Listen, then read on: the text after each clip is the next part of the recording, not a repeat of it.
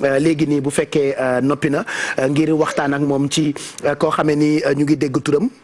Tidiane Thiam la tudd sànq maa ngi wax ni Tidiane Thiam moom boo ko déggee da ngay foog ni ab sénégalais la waaye Tidiane franco-ivoirien la ay waajuram nag fii la ñu fekk baax. voilà fii sax la juddoo ci ndakaaru gi waaye fexe na ba doon ab naka laa ko tuddee ku kenn dootul présenté un peu partout à travers le monde donc Tidiane Thiam ci banque waaye Tidiane Thiam itam ci présider force opérationnelle de l'Afrique contre le coronavirus moom la ñuy waxtaane pour en parler on retrouve Thioro Mbar Ndiaye chez elle comme tous les matins confinée mais pas stressée loolu am na solo Thioro ñu ngi lay nuyu Amadou Ndiaye.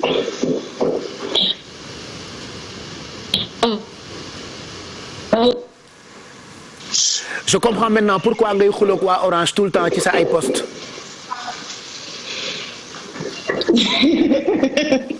bilaay bàyyi li may dund ak waa Orange dafa metti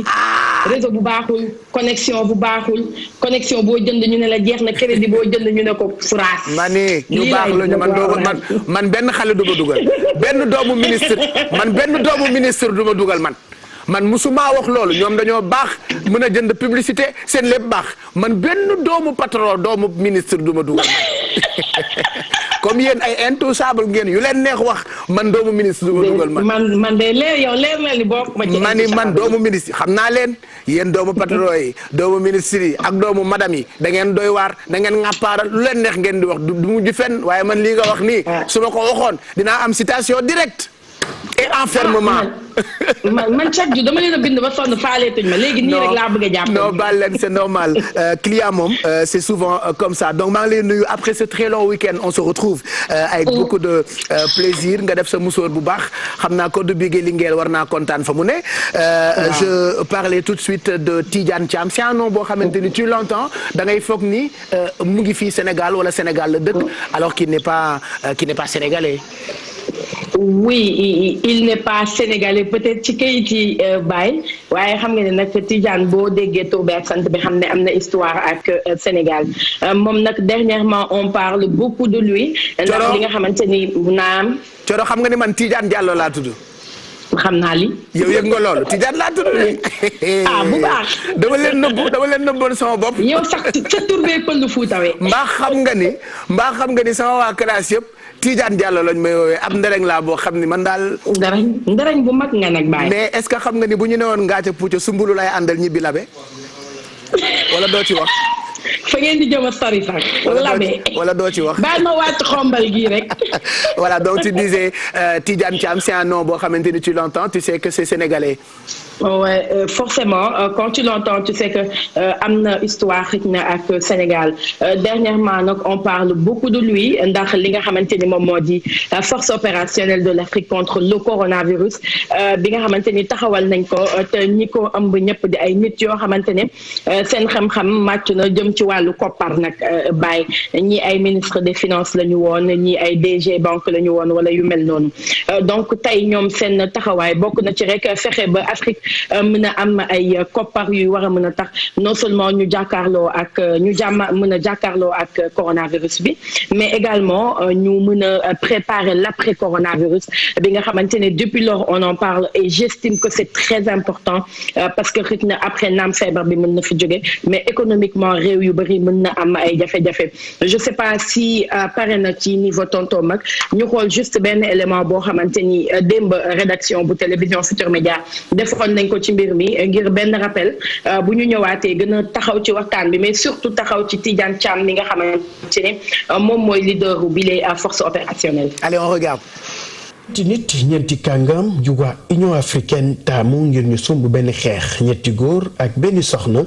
ñu sant leen rek ñu ut koppar bi war ngir mën a taxawu réew yi féete fii ci Afrique ci loolee nag ñu ne koppar bi ci bàyyeeko wala sax ñu ñuy jox rek waa Union africaine dañ ci jublu rek ngir taxawu réew yi féete fii ci continent ñu mën a jàmmarloo lépp lu aju ci jafe-jafe yi bàyyeeko ci xeex coronavirus muy loo xam ne rek dañu gis ne lu am solo la ba tax ñu tànn ki nga xam ne mooy docteur Okonjo-Iweala di soxna suñu ràññee ci wàllu économie fii ci continent bi ak itam ci biti réew jot na jiite ci réewam ministère bu finance ak itam nekkoon directrice générale bu banque mondiale kii ñu xamante ne tamit bokk na ci ñi ñuy tànn rek di Trevor Manuel di doomu Afrique du Sud nekkoon na ci réewam ministre des finances beneen kilifa bu ñu boole ci boobu la équipe di Tidiane Thiam di doomu Côte d'Ivoire nekkoon tamit ancien directeur général Crédit Suisse ak ancien directeur financier PDG bu groupe Prudential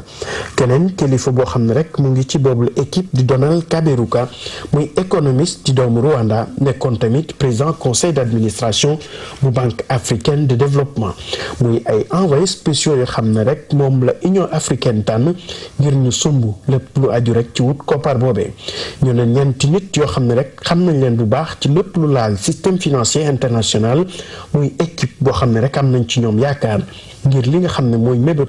Union africaine ñu mën ci taxaw bu baax a baax Cyril Ramaphosa bi nga xam ne rek moo jiite Union africaine ne am na daal njort ne liñ leen sant dinañ ko mattale bu mu baax ndax loolee dina tax ñu dem jàkkaarloog ñi nga xam ne ñooy waa G20 Union européenne ak Banque mondiale wala sax FMI ñu doon xamle rek noppi nañ ngir taxawu réew yi nga xam ne dinañ jànkonte lekk jafe-jafe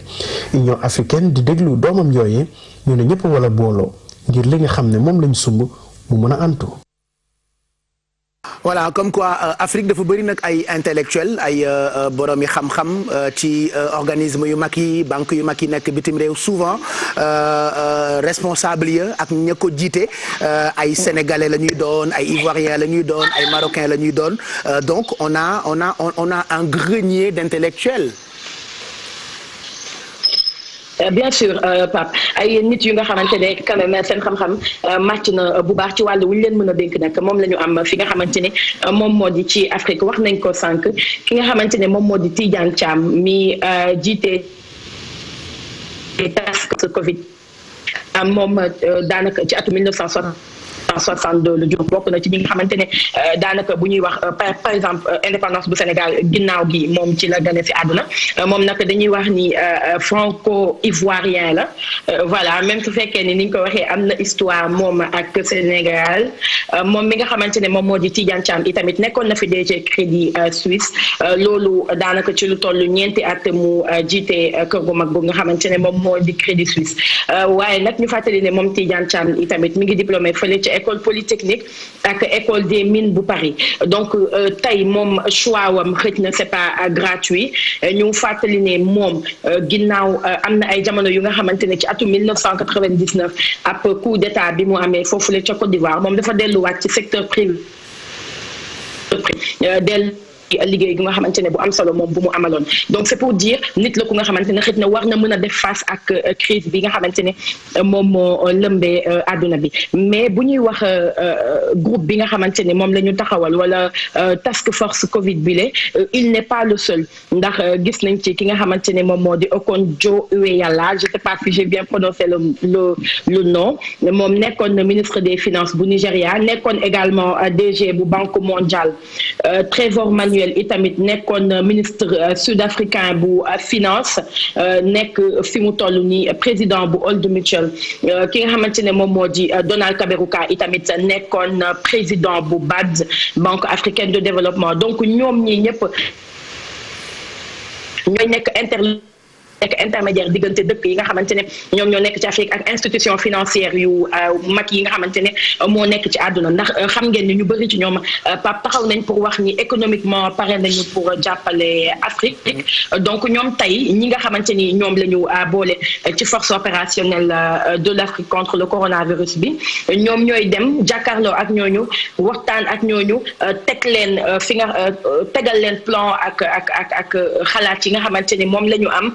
pour génnee Afrique ci jafe-jafe bi mu nekk ci wàllu coronavirus wax naa ko sànq bu ñu dajalee yooyu yëpp ci ay koppar dina mën a tax non seulement ñu xeex ak feebar bi mais il serait important de penser et de xoolaat naka la ñuy demee ci l'après coronavirus parce que loo xamante ni la luy am solo lay doon mais également ce sera pas chose facile pour les pays d'Afrique yu nga xamante ne xam nañ ni dañu nekk ci continent boo xamante ne on est assez pauvre Pape donc tey bu ñu dajalee ay doomu Afrique ngir ñu mën a mobiliser ay fonds ngir ñu mën a faire face à cette crise sanitaire là dafay nekk lu nga xamante ne lu am solo la ndax nag économie africaine bi dina soxla lu ko relever bu baax a baax te li nga xamante ne moom moo di task force bi Tidiane Thiam jiite dina bokk ci lii xëj na yombal réewu Afrique yi ñu gën a mën a ñoŋal seen wàllu économie ginnaaw bu ñu génnee ci coronavirus parce que tey Pape xam nañ ne lu bëri ci loo xamante ne ñun dañ koy nekkee wala ñu koy dañu xaar ci réew yi nga xamante ne ñoom ñoo nekk biti réew tamit en retour xëj na seen intérêt mu ngi nekk Afrique mais tey xam nañ ni demalante bi ak dikkalante bi ci biir dëkk yi mënatul demee noonu ndax feebar bi ak frontières yi nga xam yëpp tëj nañ ko ku nekk rek dafay taxaw dafay baax nga taxaw ci xool ngay fexe ba sa réew mën a dund ci période bi mais après itamit day am solo pas parce que tey loo nekk boo feebaroon tey fi réew mi tollu tembe daan dem bitim réew mënoo ko donc tey dina baax ñu xool après coronavirus bi dëkk yi nga xamante ne dañu nekk en retard ci wàllu éducation ñu taxaw ci dëkk yi nga xamante ne dañu nekk en retard ci wàllu santé fu mel ni Sénégal ñu taxaw ci parce que tey mënuñu dëkk ci feebar di dem faju jë bitim réew lu mel ni tey wane na affiché na un peu partout suñu ay limites quand même on est désolé de le dire comme ça mais affiché na ay limites ndax tey xëj na am na benn plateau médical bu xaw a relevé boo xamante ne bu ñu ko amoon xëj na dina am lenn loo xamante ne moom la ñuy gën a wàññil ci jafe-jafe yi donc force yu mel nii dina baax xëj na pour après non seulement ñu dajale ay koppar mais ñu am ay borom xam-xam yoo xamante ne dinañu mën a jàppale njiitu réew yi ci doxinu réew yi ci nekkinu réew yi waaw ana naka la ñuy taxawee ba seen askan yu mel ni mara day taali fii ak ñu ngi dund xëj na mën na di am mais mu bañ a bëreeti wala bu amee itamit réew bu nekk mën a def face ba nga xamante ne crise bi fi mu mën a yegg ci wàllu yàq du fa am. voilà en tout cas jeexitalam ci wàllu koom tiital na àddina wërngal képp démb président Emmanuel Macron bërki démb pape bi jiite jàngu bi di pape François ñoom daanaka ñoom ñëpp jóg nekk en phase ak président Macky Sall parce que defe naa annuler boru dëkk yu ndaw yi ca ñoom loolu itam baax na day doon jàppandal. wala différer paiement waaw wala différer paiement bi. comme ni ko task force bi itamit bëggee dafay doon lu xaw a yomb un peu ci dëkk yi parce que quand même ñun ay dëkk yu pauvre la ñu am. voilà très intéressant en tout cas ñu ngi lay gërëm bu baax merci ci présentation bi nga jagleel ki nga xamante ni moo di Tidiane Thiam Amadou Thiam Fatim Sey fii la juddoo ci dëkk bi Amadou Thiam xam naa bu yëfi géwél del siwaatee après crise bi dinaa ko wax yu rëy yoo xamante ni bu ko déggee dina kontaan ndax dégg benn la amul franco ivoirien amul ivoirien non sénégalais n'est-ce pas déedéet dégg benn la bon ben je t'embrasse ma poule et à demain merci d'être resté chez toi. Merci à toi et merci à toute l'équipe tonton Mac thank you je t'embrasse. jaajëf Coro Mbar Ndiaye nuyul ñu Nancy bu baax mooy golo ga ca kër ga. Nancy dina ko dégg. ak ay nawleem ñoom Bobby Brown nag américain ya fa ne xaj yi. kër goo xam ne sonal nañ ñëpp. kër goo xam ne comme zoo. barki Serigne Bamba. merci Coro ñu ngi lay gërëm bu baax Amadou Ndiaye Mbissane doon ñu présenté Amadou Thiam Fatim Sey Tidiane Thiam.